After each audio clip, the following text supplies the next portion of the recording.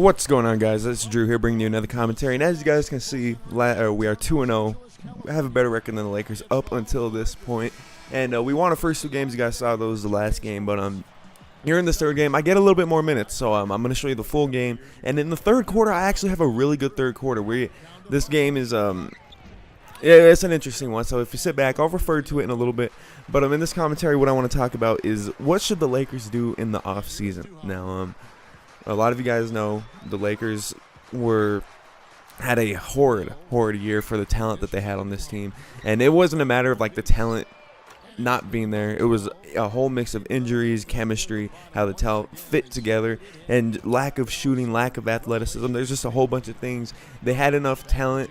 They had talented pieces, but all those pieces were unathletic. Like Kobe's in his older ages, Powell's in his older ages, Meta's in his older ages, Antoine Jameson's old, Steve Nash is old, and Dwight Howard was still coming back off that back injury. So this year was weird. They put together a team, and look at Max still getting his revenge on Dwight Howard. But this year was a mix of a whole bunch of bad that just went to terrible. And everyone had high hopes for the season. I did as well as a Laker fan. And look at this. I do the fake Dwight Howard out with a nice little Euro step dunk.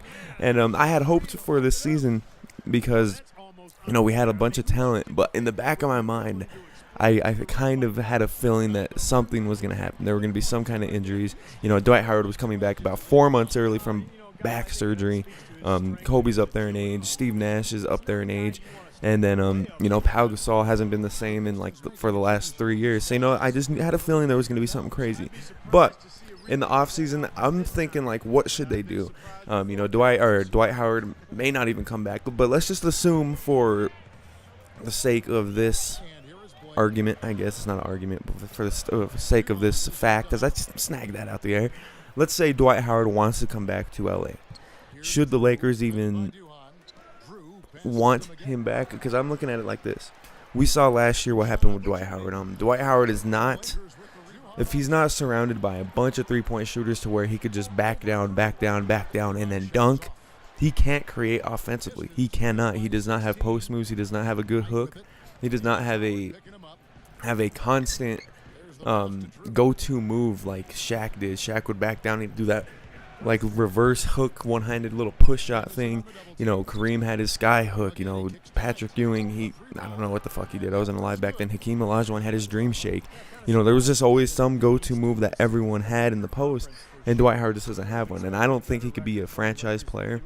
And quite frankly, if I were the Lakers, I would not want to sign him, because I'd rather make a push for the free agents next season. Some people mention LeBron. I'm not just thinking about him. There's Carmelo.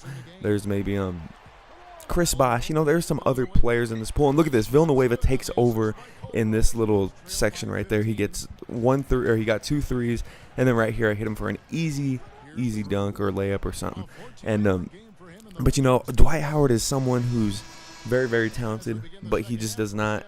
He's not a number one player. So if you're planning on Dwight Howard coming, or if you're going to sign Dwight Howard, you have to be planning on still bringing in someone next season, whether it's LeBron James, which is very unlikely, or I'm not too sure about the free agents, Carmelo Anthony. You got to bring him with someone who can create for him, and just he can't be the center of attention on your offense. Because even if you look in Orlando, he was surrounded by 3-point shooters and they got the ball down to him, but the one who initiated the offense was Hedo Turkoglu when they went to the finals, and then once Hedo Turkoglu left, it was Jameer Nelson. Dwight Howard's best when he's in a pick-and-roll situation, and as long as you have Kobe, Pau Gasol, and Dwight Howard in the mix on the offense, you're not going to be a pick-and-roll team. That's just how it's not going to go. And look at this. This is where I start to take over. We get lucky with the Dwight Howard miss. I hit the 3, and just this whole sequence right here is absolutely crazy. I bring us back within 9. And, it was something I was very proud of. And look at this, playing good defense, kind of. And, we get things going. But, this offseason, what the Lakers need to address, they need to get some athleticism and some shooting. And, one person I would really, really like to see them go after, and look at that fadeaway. Ooh, man, that was beautiful, is J.R. Smith. Now, J.R. Smith, especially because he did bad in the playoffs, I think his stock is going to go down. So he's not going to get nearly as much money as he was going to if he would have played well in the Boston series, or not in the Boston series, the Pacers series. So, I'm excited for the Lakers. Maybe they could push towards him. There's pretty set at point guard, not because they're super talented, but because their contracts right there. But I honestly think they should they should amnesty Meta World Peace and go for an athletic small forward. Maybe Andre Iguodala. Maybe if you could sign him to a good contract. And if worse comes to worse, I think you may need to trade Powell. Especially if you're going to keep Dwight, then I think Powell's contract, he's not playing up to it. And he, quite frankly, does not fit in the system. So then if you trade Powell, you might be able to pursue someone like Andre Iguodala or, some type of wing like that where they could bring some athleticism, some defense, because the biggest weaknesses for the Lakers were shooting, defense, and speed and athleticism and all that crazy stuff. So what they need to do is they need to get rid of, I honestly think they need to revamp. I think they need to get rid of Powell, amnesty Meta, and then try to make a splash in free agency like they always do. And look at this is where things start to go south. The Lakers start taking a big lead, and I cut out a lot of this gameplay because it was just garbage time, and there's no need to show you that. We made our push. I made my 2 threes and some layups and stuff, but after that they just started clamping down, and Antoine Jameson started making threes. And look, this right here is a perfect example. I had nowhere to go. End of the shot clock. I'm just trying to create a little bit of something. And nothing's working. So we end up getting blown out in this game.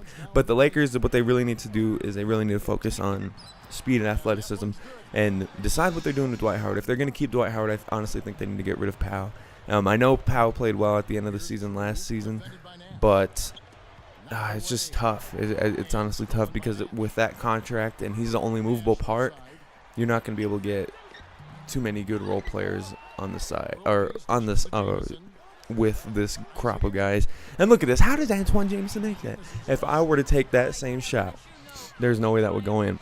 But enough with the Lakers. Let's talk a little bit about the MyPlayer. My guy right now, I did end up spending the 30 VC, so you'll see that soon. He does get a lot better, but as of right now, in this gameplay right here, his three-point shooting is terrible. So when you see me chucking up shots, those are terrible shots. And his dunk's not too good, his layup's not too good. The only thing he can really do is shoot mid-range. I'm careful with my ball handling, super careful with my ball handling. But look at that. How are we supposed to stop him? I've mentioned this time and time again. The biggest downside to playing on Hall of Fame is your teammates. They don't seem to close out on three-point shooters like they should. And look at this right here. I got nowhere to go. Nothing's working. But they don't seem to close out on shooters like they should. When you have a Ray Allen out on the three-point line, they will give them enough cushion to where they could get off a clean shot. And for whatever reason, they just don't seem to want to completely close out. And that's frustrating at times. That's very frustrating at times. But, excuse me, as the season goes on, I think we got better at this. And that's a stupid shot. And as the season goes on, we're going to get better. We're going to close out. We're going to try to get some stuff, maybe, hopefully, like I mentioned, we want to get some shooting on this team. And I really, really am hoping that we can make a trade, maybe trade Maggette or Stuckey and try to get some three-point shooting. And, hopefully that will fix our problems. Like I said, I don't want to completely revamp this franchise's team. I would rather take this crappy team into the playoffs, into the finals, and try to win a championship. But that's the end of the gameplay. As you guys can see, I ended up with 22 points, 8 rebounds, 12 assists. I cut out most of that fourth quarter because, like I mentioned, we're down. Look at this. We're almost down 40 at this point. But I hope you guys enjoyed. Next game that I will be posting, I'm not too sure what it is. I think it's against the Kings. You guys won't want to miss that one. That's going to be a really good one. I hope you guys enjoy. Maybe I'll post on my team later on today or later tomorrow or something. Hope you guys enjoy. Peace out and toodaloo.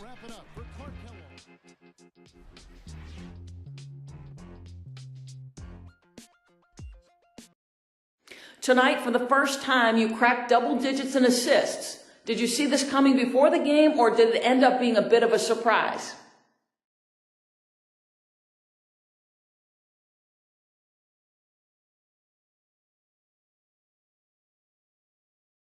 I wouldn't say I expected it. I felt pretty good going in, and then as the game got going, things just kept clicking. I was finding my teammates at the right times, and they were knocking down their shots. Really, my part was the easy part. I just passed the ball where it made sense, and the rest worked itself out.